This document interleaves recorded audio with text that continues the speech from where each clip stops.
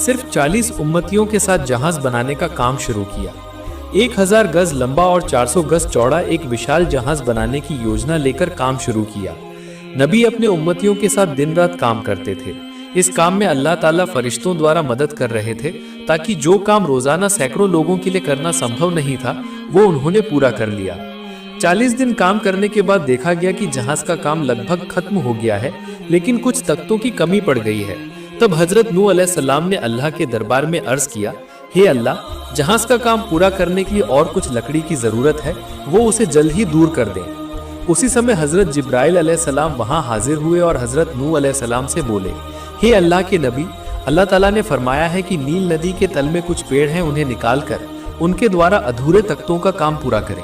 हजरत नूह अलैहिस्सलाम जिब्राइल की बात सुनकर एक और समस्या के सामने आ गए, क्योंकि उन्होंने सोचा कि नदी के तल से वो पेड़ कैसे इकट्ठा करेंगे। इसके बाद नूह अपने उम्मतियों को लेकर सलाह करने बैठे।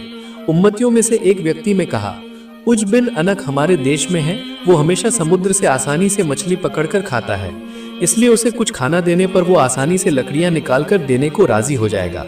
उम्मत के मुंह से ऐसी बात सुनकर हजरत नूह अलैहिस्सलाम अपने कुछ उम्मतियों को लेकर उज की ओर निकल पड़े। उज बिन अनक हजरत आदम अलैहिस्सलाम का एक अद्वितीय पोता था। वो बहुत लंबा और अत्यधिक शक्तिशाली था। उसकी लंबाई 3000 गज थी और उसका शरीर भी उसी अनुपात में सामान्य था। भोजन की कमी उसके जीवन का मुख्य संकट था, इसलिए वह नदियों और समुद्रों में उतरकर मछली पकड़कर खाता था। ऐसा कहा जाता है कि वह मछली पकड़कर सूरज की गर्मी में सुखाता था और फिर उसे खा लेता था। बुद्धि के मामले में वो बहुत सीधा साधा था। उज बिन अनक एक बार में 6 महीने सोता था और 6 महीने घूम फिरकर खाना इकट्ठा करने में व्यस्त रहता था। वो कई नबियों के दौर तक जीवित रहा। इसके बाद हजरत नूह अलैहिस्सलाम अपने उम्मतियों के साथ उज के पास गए और उससे कहा, हे उज, नील नदी के तल में कुछ पेड़ हैं, अगर तुम उन्हें हमें लाकर दे दो तो तुम्हें पर्याप्त मात्रा में भोजन दिया जाएगा। भोजन की बात सुनकर उज बहुत खुश हुआ। वो तुरंत नबी की बात पर राजी हो गया और नील नदी की ओर निकल पड़ा।